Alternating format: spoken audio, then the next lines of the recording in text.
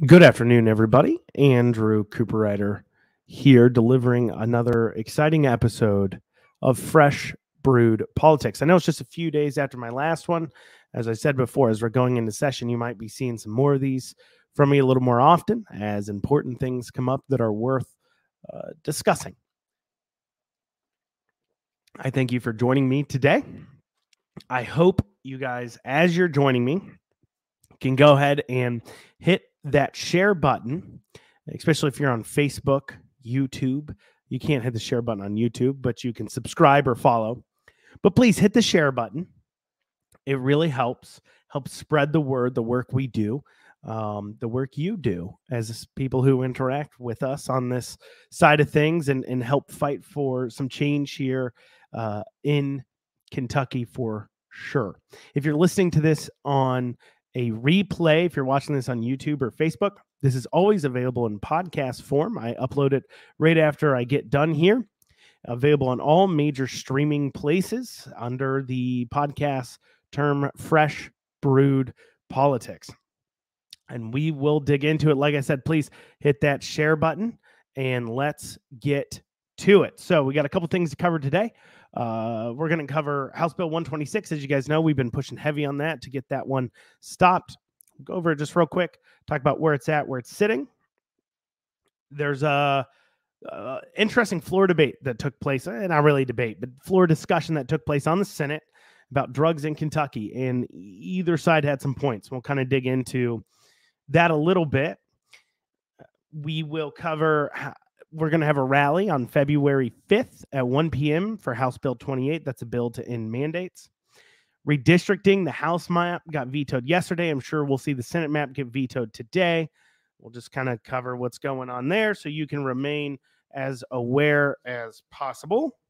Additionally, as well, as we go into this, we have an interesting video. Somebody caught on a hot mic yelling at her husband yesterday in a committee hearing, which we'll talk about. It's just kind of a funny thing. It's kind of a funny thing. I call it a Senator Oopsies.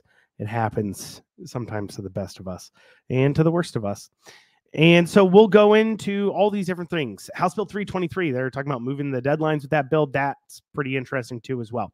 So please, once again, hit that share button and share it in a couple places. It's a great way. It's a small way you can help as I take some time out to hopefully keep you guys a little more informed on things going on in Kentucky. So House Bill 126, for those of you who are unaware, this was a bill that would require, in order to graduate high school here in Kentucky, it would require parents to either fill out the FAFSA or somehow fill out an opt-out waiver. And I say somehow because the problem with this bill was it's only one page.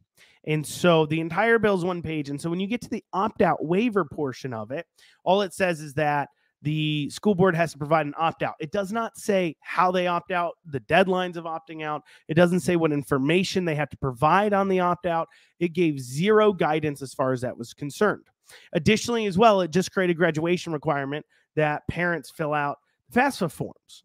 And I think it's probably done for some altruistic reasons initially, but I think it's a bad bill trying to solve a problem that bill would not solve. I think it's a bad bill for a lot of reasons. So let's go into the problem it's trying to solve. What it was trying to solve was this idea that there's kids going to college that don't know how to pay for it, right? Or they also believe there's kids that don't know that they can get free money for college. So if they just knew about it, they would decide to go to college. Now, part of this comes from this belief, and it's typically from people in academia.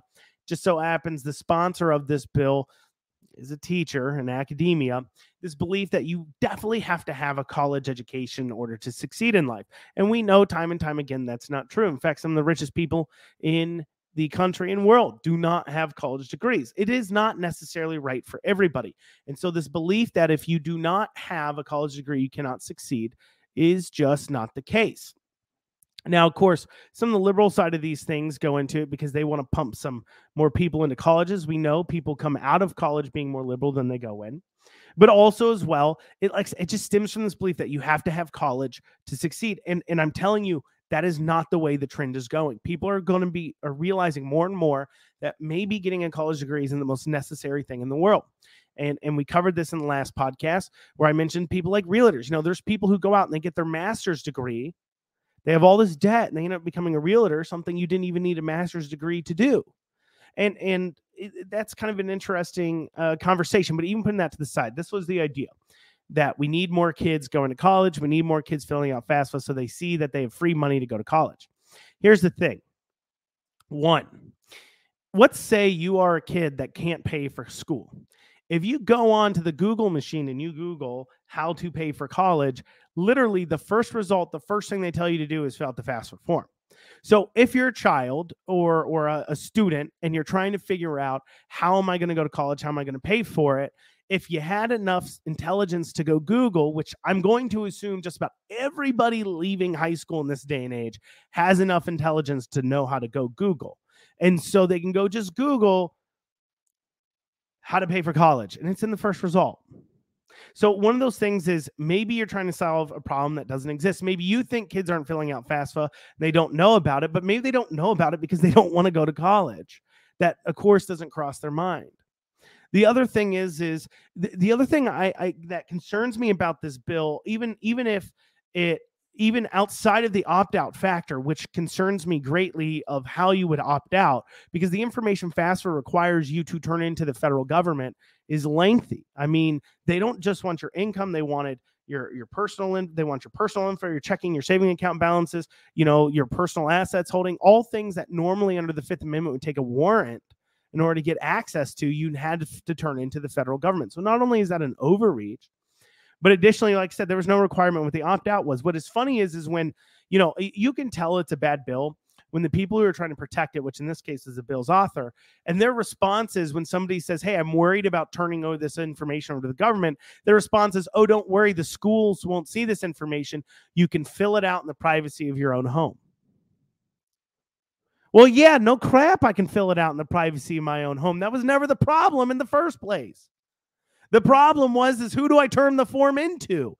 You don't need to play dumb with me. Yes, I know I can fill out the form in my kitchen table. I know I don't have to do it in front of their teacher. But the form goes to the federal government. That's who we're worried about having the information in the first place. Some parents also don't want to disclose all that information to their kids. That's a real thing too. But also what the bill said, or what the bill was essentially saying was, one page, you're required to do this for graduation. However, it turns out as we started going around and seeing, trying to get people to vote no on this bill, it turned out that many of the schools are against this bill. Now, why is that? Well, for pretty obvious reason when you think about it. Do you think schools don't want to tell kids about FAFSA? Do you think that's like their goal? No, of course these schools want to tell kids about FAFSA. So if schools are not telling kids about FAFSA, it is because they don't, according to them, now this is always the schools, right? But they don't have the resources to do it. And this bill didn't provide them any resources to tell kids about FAFSA. So the schools were against it too. And so all around, it was an overreach to create a graduation requirement that was unneeded, pushing kids into making decisions maybe they shouldn't be making. Also, it was on the worst case scenario, not worst case, but possible interpretation the scenario could have been, or what is, because it is requiring you to fill out the form or opt out, doesn't tell you how to opt out. It could be forcing a lot of parents into disclosing information to the federal government that they shouldn't have to, just so their kid could graduate high school. So we recognize this bill. We got the word out, made some posts about it, put out some tools for you guys. We texted to our text group. If you guys look at the bottom of the screen, we have a little ticker, and in it says text Liberty to 33777. That's Liberty to 33777. Texting that and rolling into our text alerts is one of the ways that we are able to get the word out on this bill, because with only 24 hours, with only the hotlines being open one day, we're able to get in hundreds upon hundreds of calls simply because we were able to text a couple thousand people saying, hey, look, here's a bill. If you want to learn more about the bill, here's a place where you can go do that. Here's the number to call in, ask to talk to your legislator. Let's do this. And we got in hundreds of calls that way. And that really helped out. So you guys getting involved and signing up for those updates really helps us stop when we see bad legislation that is coming for a vote. So please do that, and please invite your friends, your family to do it too, so we can stay on top of it. Now, House Bill 126 was in the orders of the day yesterday, was in the orders of the day before. It was first noticed in the orders of the day for Tuesday. That's when we launched everything against it, and it was not pulled that day for a vote. It wasn't pulled yesterday for a vote. The House does this. Sometimes a bill just remains in the orders of the day, and by the end of the session, you have a laundry list sometimes of bills that they're never going to vote on, that were kind of dead bills that they never clear out from their orders of the day. The Senate clears out their orders of the day a little more often, but the House does not do it quite as often. And so they don't send it back to committee or anything like that. So you may keep seeing it on the orders of the day. As of right now, the word we're getting is it's not going to be voted on. But that doesn't mean we can't remain vigilant. That doesn't mean if you talk to a legislator, you should remind them to not vote for this bill. It creates an unnecessary graduation requirement that is useless. And the best case scenario, it's a useless, unnecessary added headache to getting your kids graduating high school. That's the best case scenario. Worst case scenario is it's requiring you to turn over way too much information to the federal government, and some issues there. So that's on House Bill 126. Now, let's dig into, there's an interesting floor debate that occurred yesterday in the Senate. There's on drugs, on the opioid crisis. So there was a simple bill that was put forward that would expand. So right now the state, I guess, hands out one drug to help you get off being addicted to opioids, I guess. I don't know much about it. I'm just picking up from what I could pick up. And this bill was simply to expand the drug offerings. Well, and it sparked this big debate on the floor in which Senator Schickel and I believe Hornback started really going after how we're dealing with drugs in the state. And they brought up, I'm going to be honest, they brought up some points, right? They brought up things like, with drug court, we've been handing out these pins for overdosing, these on taxpayer dimes to the partners of addicts and things like that. So if they do overdose, they can get hit with, the thing that makes people not come back from an overdose. What is it? Narcan. Thank you. Narcan. People that giving Narcan to their partners, so that way if they do overdose, it's handled, right? Narcan being administered, putting Narcan kits everywhere. Now, granted, saving people from overdosing, we're not going to say it's not saving lives. By definition, it definitely is. Talking about the needle exchange program, they talked about these things. They said, look, the drug crisis isn't getting better here in this state. In fact, it's getting worse. And to their words, they said that, are we encouraging drug use and not having people pay consequences for their actions? Now, I think bringing up things like Narcan and stuff and talking about people pay consequences for their actions, it comes across a little harsh, because what you're almost saying there is that they chose to, well, they did choose to take drugs, but you guys follow me. It's a little dark, right? However, I do think it's worth noting, and it came up a little bit in this debate, to talk and address this drug court situation. So for those of you who don't know, and I'm not saying whether it's wrong or right, it's just a fact in the state. I believe about 116 out of 120 of our counties engage in something called drug court. Basically what it is it's a type of diversion program sentencing. The judge acts as a quarterback to make sure you're following your treatments. But what it can end up doing is take two people who committed the same crime, but because one had drugs on them and the other one didn't, they get two totally different sentences. Give you an example. Let's say I get caught breaking into somebody's car. So let's say I get caught and I'm busting into somebody's car, I'm stealing stuff out of their car. And so I take those things and I get caught, but I don't have drugs on me. So I go before a judge, and there's maybe a trial or what have you. Maybe I plead guilty and I can get jail, or maybe I get something else, but I'll probably get sentenced to some time in jail. If, however, I get caught breaking into a car and I have drugs on me, and I say, well, I'm addicted to drugs and I was stealing because of my addiction, I need to feed my addiction, I can plead guilty to the break-in and then apply for what's called drug court, where essentially it's a diversion program where instead of going to jail like I would if I wasn't on drugs, instead I go into treatment programs, halfway houses, a type probation. And I'm not saying it's not strict, right? It is, but it's still, you're not in jail like you are if you committed the crime and you weren't in drug court. And so the judge basically acts as a quarterback about every 2 weeks or so. It varies, but it would say every 2 weeks or so you go into court, you meet with the judge, you take a P test, you take a drug test. The judge asks how you're doing, sees where you're going at, and at any point can then put you in jail unless you're following the steps. And it was done in order to help curb down the repeat offenders. Now, they claim it works based upon the stats, but at the same time, I also see the stats saying that we have more and more drug users and more overdoses, and it looks like we have more and more overdose deaths.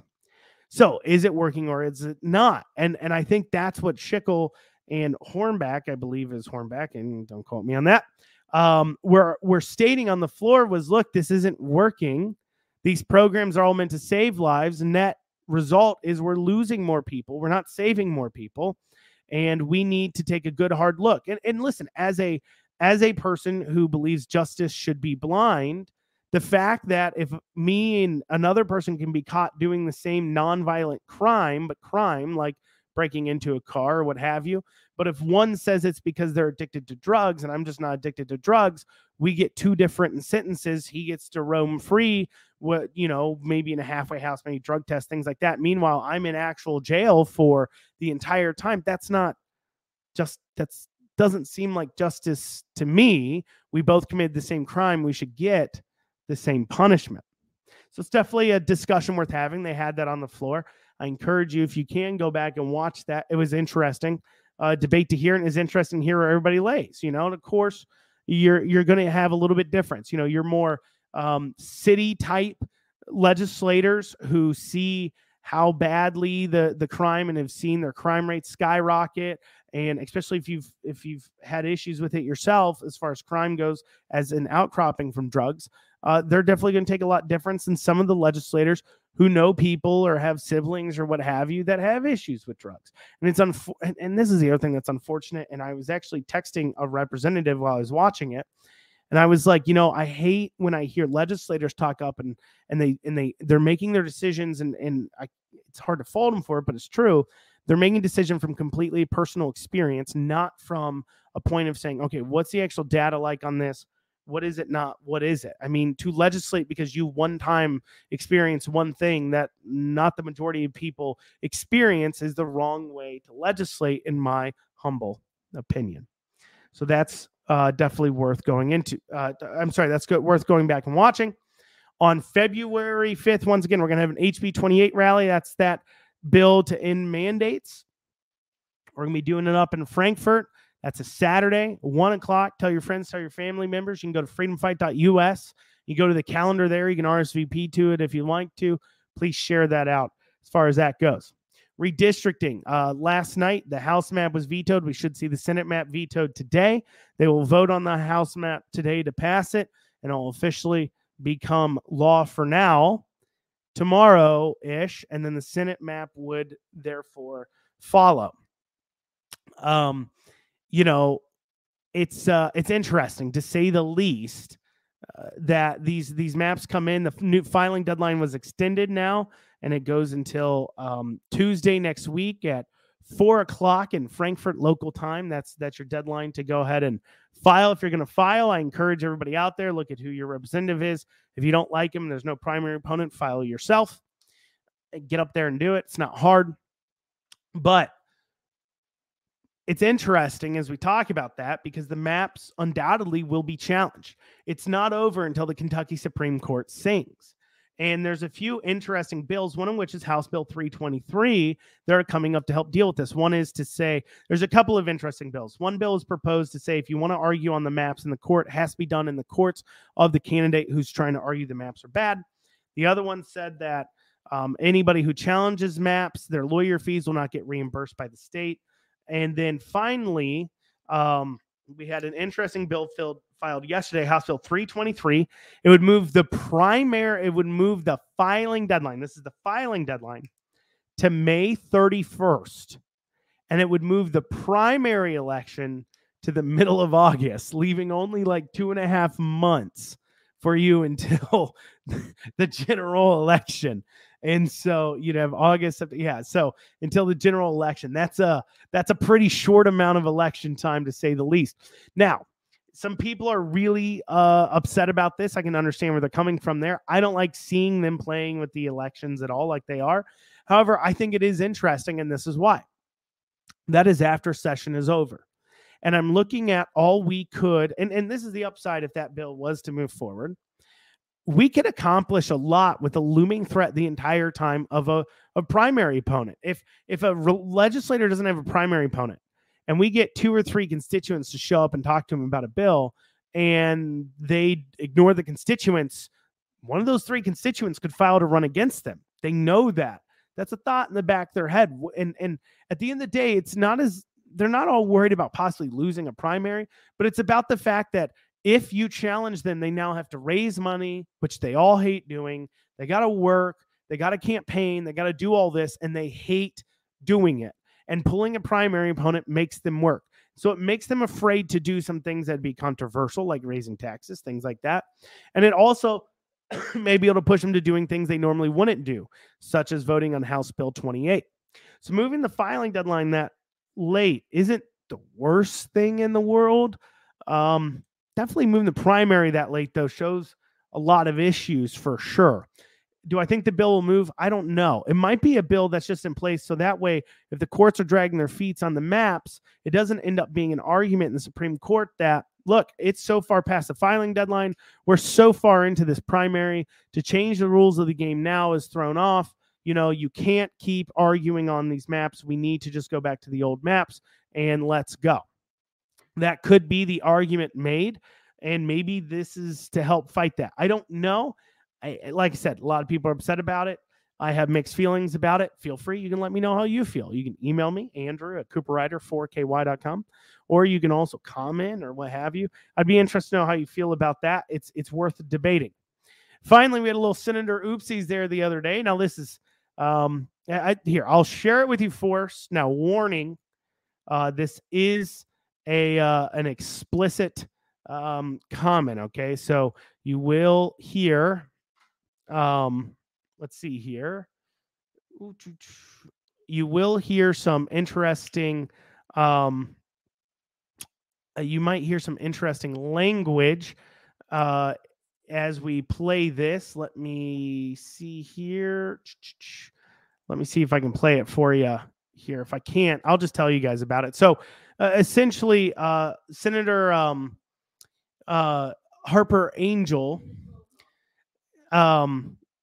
Denise Harper Angel was at home on Zoom attending a committee hearing, and her husband was in the background, and she accidentally hit unmute, and she can be heard telling her husband that he made her miss roll call because of his, and she said the full word, but because of his effing cussing.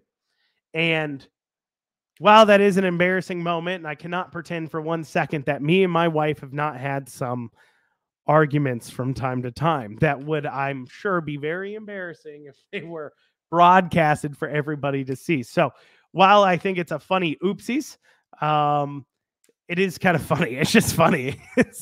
It happens. And I think this is a good lesson for why these Zoom things are so bad choice, especially for our legislators. Okay, so this is the pitch I'm going to make. We need to stop allowing them to attend committee hearings by Zoom.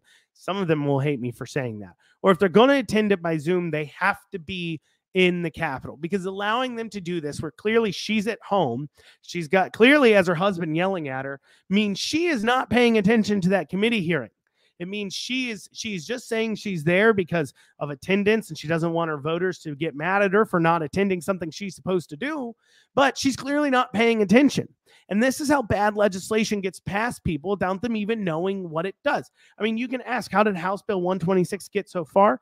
Some of the people voted for it just because it was moving through committee, and it was just kind of, hey, we just got to move it out of committee. some people voted yes in committee, and they had no idea what the bill actually did because they weren't paying attention to it to begin with. Possibly because they're sitting on Zoom at home arguing with their husband instead of caring about what their constituents would think about a bill that's before a committee. I think that's a really good reason that we need to end the allowance of Zooming from your home into committee hearings, because there's too many distractions for you to pay proper attention to what's going on. It used to be you had to be there. I believe Zoom wasn't allowed until the pandemic, of course, and then they started to allow it. So we'll see what that's about. But I listen, they need to be checked into the committee hearing when they're there. I don't know if the Zooming thing is great. I mean, it's clear they got a lot going on in the background that they're not paying attention. That's all I'm saying. One final note here. We've got Movie Tavern, one in Brandon Crossing there, but Movie Tavern Corporate decides they're going to segregate people out based upon their medical status. You know what we're talking about? We're talking about the mandate. We're talking about the medical treatment that is on everybody's mind today, that's on everybody's arguments all the time. Well, Movie Tavern decide to create movie showings for people who've only received the treatment, further segregating our population. At this point, guys, it's hard for me to not see it as malice because it's unscientific. We all see it. We know. Okay. I mean, literally all the scientists agree that yes, taking the medical treatment doesn't slow the spread, but it gives you better outcomes. That is the current belief, accepted mainstream belief. That is the current mainstream belief amongst all scientists. The minute that you admit that it doesn't stop the spread, this whole idea of needing to separate out people based on their medical statuses and stuff makes zero sense. It makes zero sense. In fact, it doesn't work so badly that we had 100% vaccine. Said the word almost fully. We had 100% taken uptick. I'm on Facebook. I can't say it. They'll kill my distribution. We had almost 100% uptick at some of these companies, airline companies, for an example, that then end up having to cancel thousands of flights because everybody got infected with it. They had to change quarantine rules because of it. And so the point is the science behind forcing it upon others or needing to segregate out the population left with Omicron. It left with Omicron. Continuing to do this is just sowing division. And I refuse to continue to support companies that will knowingly sow division, which is what they're doing. I know they may believe it's correct, but at the end of the day, we got to start voting with their dollars. So I encourage you to maybe choose a different theater until they change their tune. Well, thank you guys very much for joining me once again, and we'll catch you next time that I do one of these. And I hope you can share it out if you're on the podcast. Thanks for listening, and tell some friends about it. Have a great day.